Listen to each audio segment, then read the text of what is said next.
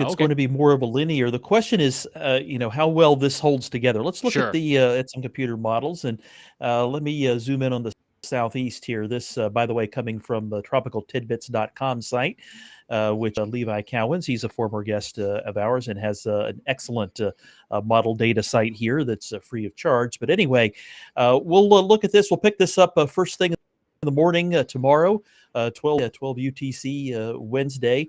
And we'll push it forward. You can see a cold front approaching from the west, which is going to be the potential cause of our severe weather.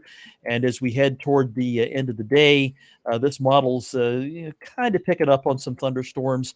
This model handles things a little bit different, looking at the NAM model 3 kilometer Canis nest here, which is handling things a little bit different than some of the other models. If it does, we do get some of these discrete cells over South Carolina and southeastern North Carolina in the afternoon, and then maybe back in the central Savannah River area too, as the front approaches, maybe one or two in the upstate. But the main event, the way I was thinking it would go anyway, would be as the front moves in later in the evening and through the overnight hours.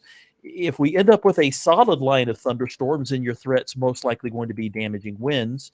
If it ends up being a broken line, then we end up seeing more of these discrete cells of concern. Let's switch to the high-res rapid refresh and go back to the 18Z run, which actually goes out far enough here. You'll see it looks a little bit different on the high-res rapid refresh.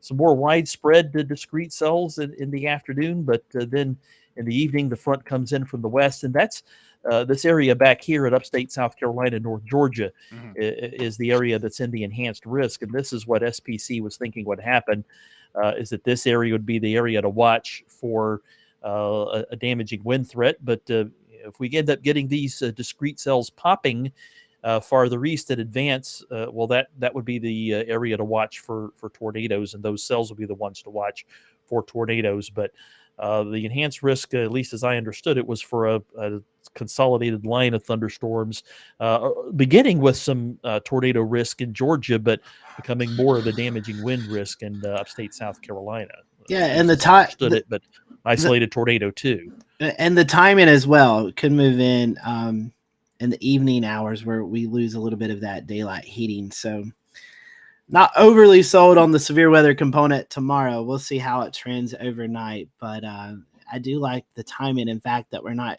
moving in the biggest heating part of the day. If you look at tomorrow, highs could be in the 80s for a good portion of the Carolinas, and Wow. that's a lot of instability and fuel to work with. So with Yep. this storm moving in, Yeah. overnight hours, that kind of helps us out a little bit. So. Yeah, and just a reminder, folks, this is what the Storm Prediction Center has outlined for tomorrow, that enhanced risk tier 3 out of 5. Again, for western North Carolina, portions of upstate South Carolina, tier 2 out of 5 for the foothills, most of the mountains, I-77 corridor, including Charlotte and Columbia. Also included in that slight risk, we have Hilton Head, Charleston, and then Myrtle Beach coming right in there at the changeover from the slight risk to the marginal risk for tier 1 out of 5. So Wednesday will be another day to stay weather aware.